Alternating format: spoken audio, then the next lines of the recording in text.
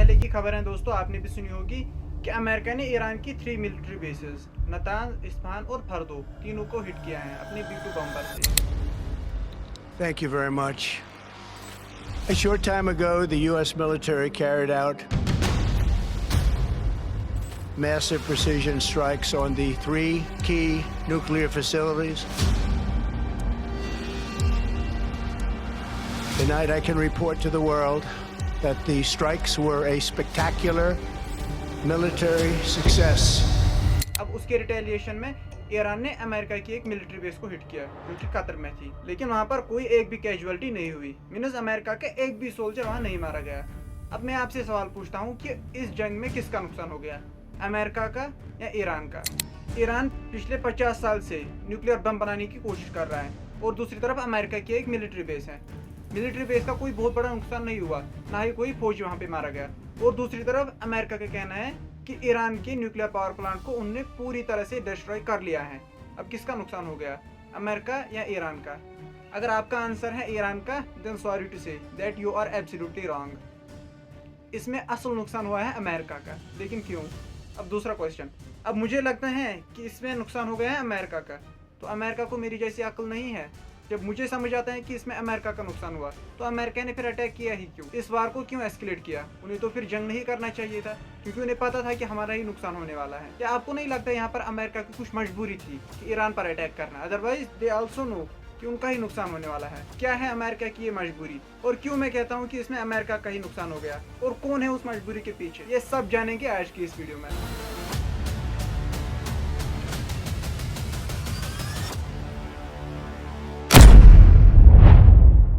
देखिए, सबसे पहले जानते हैं कि अमेरिका का नुकसान क्यों हो गया इसमें। पहली बात, ईरान और यूरोप आपस में डील कर रहे थे, नेगोशिएशन कर रहे थे इस वार को लेके, क्योंकि अमेरिका ने पहले ही डील तोड़ रखी थी और इसके बाद सीज फायर की बातें भी चल रही थी यूरोप के साथ। अब बात को समझिए, ईरान और यूरोप आपस में डील कर रहे हैं और बीच में से अमेरिका आके ईरान पर अटैक कर लेता है। आपको नहीं लगता ये उसने सीधा न सिर्फ अमेरिका के साथ बल्कि यूरोप की भी सॉवरेंटी के साथ पंगा ले लिया? क्योंकि आप किसी के साथ डील कर रहे हैं और कोई तीसरा बंदा आके उसे मार रहा है, that means deal is done, deal खत्म हो गई। तो अमेरिका ने यहाँ पे अटैक किया है यूरोप की सॉवरेंटी पर। यू कैन इमेजिन तो सिचुएशन कहाँ पे है। विच मीन्स अमेरिका की जो क्रेडिबिलिटी यूरोप में थी, जो कि कम हो ही रही थी, इस इंसिडेंट के बाद वो पूरी तरह से जमीन में आ गई। क्योंकि अब यूरोप को ये बात पता है कि अमेरिका हमारे फेसबुक को, हमारी बाउंड्रीज को अब रेस्पेक्ट नहीं करता, इसलिए ये अब हमारे लिए ट्रस्टेड पार्टनर नहीं है। तो यह है पहला नुकसान अमेरिका का, कि यूरोप को जो अमेरिका पर ट्रस्ट था वो खत्म हो गया। अब दूसरा गिनाता हूँ। अब देखो, अमेरिका की जो मिलिट्री बेस पर अटैक हुआ है वो अमेरिका की मेनलैंड पे नहीं हुआ। वो कहाँ पे अटैक हुआ है? यहाँ कतर में, इट मीन्स अरब में, अरब रीजन में। आपको नहीं लगता अमेरिका और अरब कंट्रीज के बीच जो एलाइज थे कि हम आपके इंटरेस्ट को हमेशा सेफ गार्ड करेंगे? तो सिंपल सी बात थी, आप आके ईरान पर अटैक कर लोगे। अब ईरान सात समंदर पर वहाँ अटैक करने तो नहीं जाएगा ना, वो यहीं पे जाएंगे जहां अमेरिका की मिलिट्री बेसिस हैं। विच मीन्स अमेरिका ने अपने जो एलाइज थे उसके अरब में, कतर, यूएई, सऊदी अरबिया, उन सबको जोखिम में डाल दिया, उन सबको रिस्क में डाल दिया। क्योंकि ईरान अगर रिवेंज लेगा तो अमेरिका की उन मिलिट्री बेसिस से लेकर जो अरब में है। तो अमेरिका ने धोखा दिया है ना अपने अरब एलाइज को, क्योंकि उसने मिलिट्री बेसिस ये बोल के वहाँ पे एस्टेब्लिश की थी कि अगर आप पर कोई अटैक करेगा हम आपको बचा लेंगे। हम यहाँ से तेल ले रहे हैं, अगर किसी ने तेल पर अटैक किया तो उसके बाद हम मिलिट्री एक्शन लेंगे। लेकिन अब अमेरिका ने पहले ही वार स्टार्ट करके ईरान पर अटैक किया। अब हर किसी को पता था कि ईरान किसी अरब रीजन में ही अटैक करेगा अमेरिका से बदला लेने के लिए। अब फॉल्ट किसका था? अमेरिका का। सजा किसको मिल रहा है? अरब रीजन को, क्योंकि डिस्ट्रक्शन वहां पे हुआ है, कतर में हुई है।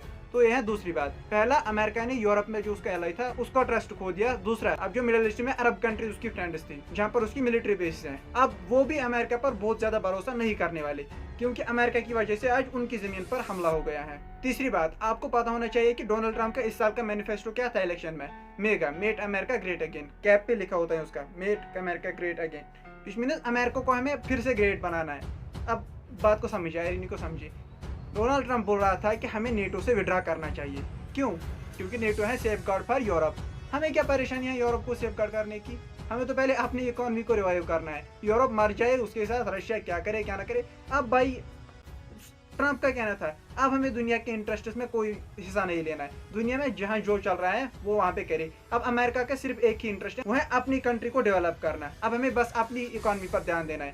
दुनिया में क्या चल रहा है हमें उससे कुछ नहीं है। जंग करे क्या करे, we don't care about that. लेकिन अब देखो, अब ईरान और इसराइल के बीच में जंग चल रही थी, वहाँ अमेरिका बिन बुलाया मेहमान आता है। बेगानी शादी में अब्दुल्ला दीवाना, भाई बुलाया किसी ने नहीं, खुद ही आके जंग में हिस्सा लेता है। तो अमेरिका की जो कैंपिंग थी, जिस नाम पर लोगों ने इसे वोट्स दे दिए थे कि देखो रशिया यूक्रेन वार में हमारा हिस्सा है, दूसरी जगह पर जहाँ पर भी वार है वहाँ अमेरिका के पैसे ज़ाया हो रहे हैं, अमेरिका उन लोगों को प्रोटेक्शन दे रहा है। तो ट्रंप ने कहा था मैं सभी वार को रुकवाऊंगा, लेकिन अब देखो खुद ही ट्रंप ने अमेरिका को वार में डाल दिया। और अमेरिका के पीछे के ट्वीट्स आप देखो, वो कहता था पहले जब ओबामा प्रेसिडेंट था, देखो ओबामा जंग करेगा ईरान के साथ, जिसकी वजह से फिर अमेरिका का नुकसान होगा। उसके बाद बोल रहा था अब जो बाइडेन जंग करेगा, कमला हैरिस जंग करेगी, क्योंकि इनको डील करनी नहीं आती।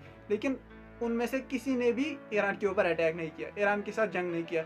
अमेरिका, अब डोनाल्ड ट्रंप आया था इसी नाम के साथ कि वार को दुनिया में खत्म कर लेंगे, पीस होगा, नोबेल पीस प्राइज के लिए उसने पाकिस्तान ने भी उसे नॉमिनेट किया था, अब खुद ही आके ईरान के ऊपर अटैक किया। तो उसका जो अपना मैनिफेस्टो था मेक अमेरिका ग्रेट अगेन, वो भी खत्म हो गया है, क्योंकि अमेरिका को अब कमजोर कर रहा है। अमेरिका के टैक्स पेयर्स का पैसा अब कहाँ लग रहा है, ईरान के साथ वार में। हालांकि ईरान ने बोला था भाई हम आपके साथ वार नहीं कर रहे हैं, आप बीच में मत पड़ जाओ, लेकिन आ गया बीच में। अब जब अमेरिका वार में पड़ जाएगा तो कहां से ग्रेट अगेन बनेगा। तो अपने वोटर्स को भी उसने धोखा दे दिया। ये one sort of political suicide है डोनाल्ड ट्रंप के लिए, क्योंकि अपनी ही बात से वो वापस मुकर रहे हैं। दैट मीन्स अपने वोटर्स को उसने धोखा दे दिया। तो एक तरफ से वो अपने कैरियर को ना सिर्फ रिस्क में डाल रहा है बल्कि सुसाइड ही कर रहा है, क्योंकि जो नारा दे के आया था कि वार को खत्म करूंगा, अब उसी का उलट कर रहा है और इतनी गंदी तरीके से अमेरिका को फंसा रहा है जैसे आज से पहले किसी प्रेसिडेंट ने ऐसे नहीं किया था। तो यह है तीसरा नुकसान। अब एक और गिनाता हूँ।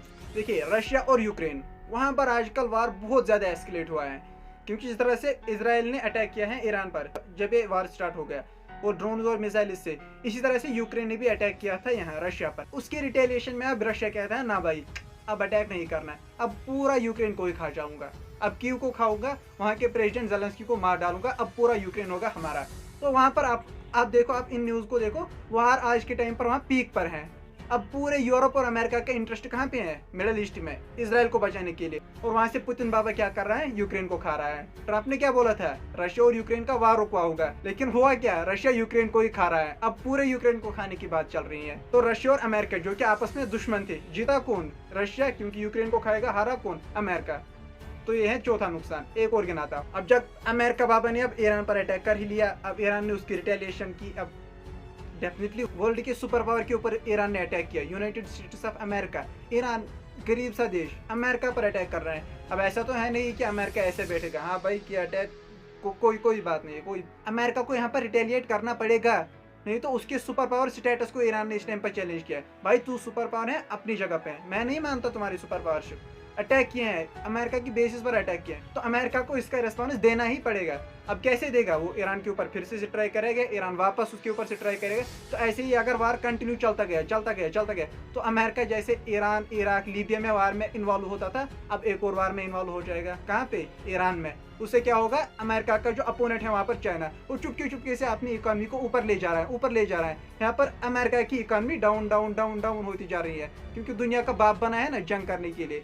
ईरान, चाइना ने सीधा बोला हमें भाई जंग से कुछ मतलब नहीं है, अपनी इकोनॉमी को रिवाइव करना है। और दूसरी तरफ अमेरिका की इकोनॉमी डिक्लाइन हो रही है, क्योंकि दुनिया भर में जंगे कर रहे हैं। तो अगर ये कुछ टाइम तक और वार चलती गई तो अमेरिका की इकोनॉमी जमीन पर गिर जाएगी, और दूसरी तरफ से चाइना की इकोनॉमी ऊपर उठ रही है। तो जीता कौन, चाइना, जीता कौन, रशिया, हारा कौन, अमेरिका। एक और गिनाता हूँ। America super power on earth, उसको आज के टाइम तक कैसे देखा जा रहा है दुनिया में, कि ये मीडिएशन कर रहा है। दुनिया में अगर दो कंट्रीज के बीच में वार हो रही है तो अमेरिका उनके बीच में आके फैसला करेगा कि भाई ऐसा मत करो, क्योंकि ऑब्वियसली बड़ा था, वो छोटू को समझाता है। जैसे इंडिया और पाकिस्तान वार में किसने मीडिएशन करवाई थी, डोनाल्ड ट्रंप ने, क्योंकि हमसे वो डेफिनेटली बड़ा था। अब अमेरिका की जो मीडिएशन करने की पॉलिसी थी ना, वो खत्म हो गई है, क्योंकि मीडिएशन का मतलब था ईरान और इसराइल के बीच में उसे पीस कराना था। लेकिन वो कैसे आया, एग्रेसर की तरह इसराइल की हेल्प के लिए डायरेक्ट ईरान पर अटैक कर लिया।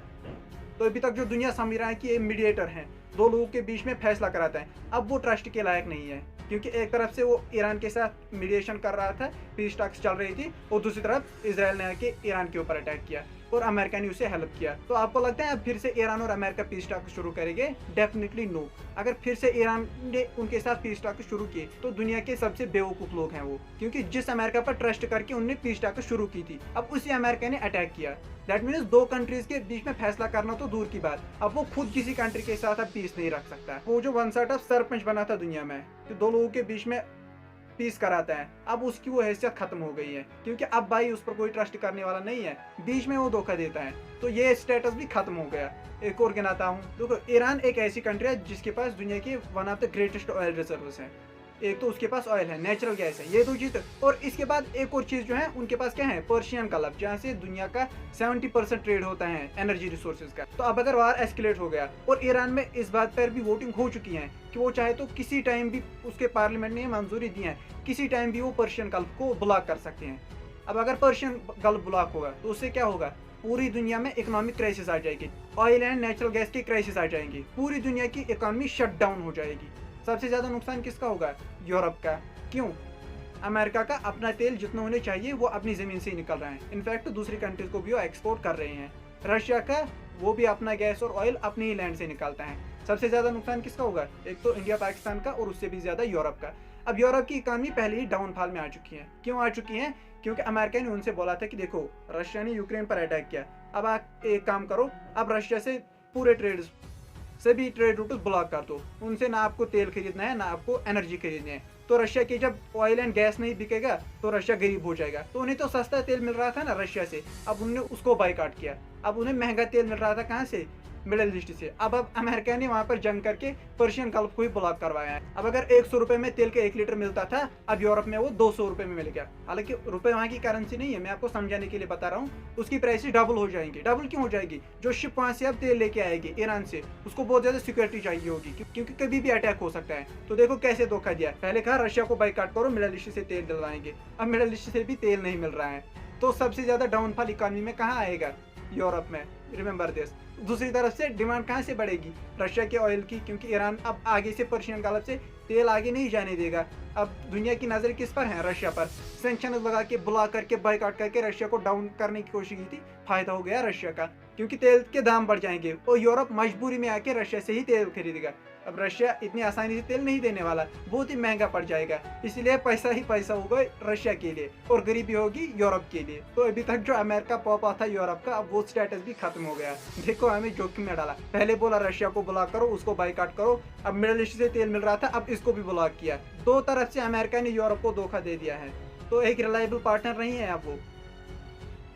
तो यूरोप में जो क्रेडिबिलिटी थोड़ी बहुत बची थी वो भी खत्म हो गई अमेरिका की। अब दुनिया में कोई सुपर पावर तो चाहिए होता है, डेफिनेटली चाहिए होता है, जो कि कंट्रीज को आपस में सुलह कराता है, कोई भी प्रॉब्लम है उसको एड्रेस करता है। अब रशिया तो नहीं बन सकता है, क्योंकि वो ऑन ग्राउंड इस टाइम यूरोप के साथ वार में ही है। अब यूरोप की नजरें किस पर जाएगी, चाइना पर। अमेरिका का क्या काम था, चाइना को पीछे हटाकर खुद आगे जाना है। हुआ क्या, अमेरिका पीछे हटाकर चाइना को आगे धकेल रहा है, भाई तो अब फैसला कर ले। तो अमेरिका का ये स्टेटस भी खत्म हो गया। इसके अलावा यूएन का चार्टर है, अगर कोई कंट्री आपके लिए एग्जिस्टेंशियल थ्रेट नहीं है, आपको अटैक नहीं कर रही है, आप बिना वजह के उसके ऊपर अटैक नहीं कर सकते। अब ईरान को देखो, अमेरिका पर कभी अटैक किया था, नहीं किया था। एग्जिस्टेंशियल थ्रेट थी, कहाँ का एग्जिस्टेंशियल थ्रेट, उनके तो अपने लाले पड़े ईरान वालों के, कहाँ सात समंदर पार जाके वो अमेरिका पर अटैक कर सकते हैं। तो यूएन के चार्टर के खिलाफ जाके ईरान के ऊपर उन्होंने स्ट्राइक की है। तो यहाँ पर यूनाइटेड नेशन का भी उल्लंघन कर दिया, वहाँ भी क्रेडिबिलिटी खत्म। एक और एजेंसी है IAEA, international atomic energy agency, जो देखती है कि किसी कंट्री में न्यूक्लियर एक्टिविटी तो नहीं हो रही है। उन्होंने खुल के बोला है कि ईरान के पास अभी कोई न्यूक्लियर बम नहीं है, ना ही अभी वो बना सकते हैं, क्योंकि वो बनाने के बहुत दूर हैं। और अगर इसके साथ किसी कंट्री ने खिलवाड़ किया तो वहां से गैसेस लीक हो सकते हैं, पूरे रीजन में रेडिएशन फैल सकते हैं। लेकिन अमेरिका ने गुंडागर्दी दिखा के ईरान के ऊपर अटैक किया, IAEA के रूल्स को भी वायलेट किया, खुद ही बनाया था यूएन को, खुद ही बनाया था IAEA को, दोनों को इस टाइम पर वायलेट किया। तो दुनिया में जो रेस्पेक्ट था, एक इमेज थी अमेरिका की, वो अब पूरी तरह से खत्म हो गई। एक और एजेंसी है NPT, नॉन प्रोलिफरेशन ट्रीटी, वहाँ पे हर कोई कंट्री कहती है कि हम एटम बम नहीं बनाएंगे, आप हमारे ऊपर हमेशा नजर रखना, अगर हम न्यूक्लियर बम बनाए तो ईरान ने उस पर साइन कर रखा था। लेकिन उसके बदले उन्हें क्या गारंटी मिलती है, आपको कोई अटैक नहीं करेगा, क्योंकि हम आपके ऊपर हमेशा नजर रखेंगे। इसके बदले कोई आपको अटैक नहीं करेगा कि आपने न्यूक्लियर बम बनाया। क्यों नहीं करेगा, हम तो खुद यहाँ पर नजर रखते हैं ना। तो दुनिया की कोई कंट्री उस कंट्री पर अटैक नहीं कर सकती है, उस कंट्री के न्यूक्लियर बेसिस पर अटैक नहीं कर सकते, जो कि NPT में आती हैं। अब ईरान भी NPT में आता था, उसके मेंबर्स NPT के वहाँ ईरान में इंस्पेक्शन कर रहे थे कि कोई न्यूक्लियर बम तो नहीं बना रहा है, लेकिन अमेरिका ने आके ईरान के ऊपर अटैक किया, तो NPT के रूल्स को भी वायलेट किया। तो दुनिया की 3 बड़ी एजेंसीज के रूल्स को उसने वायलेट किया।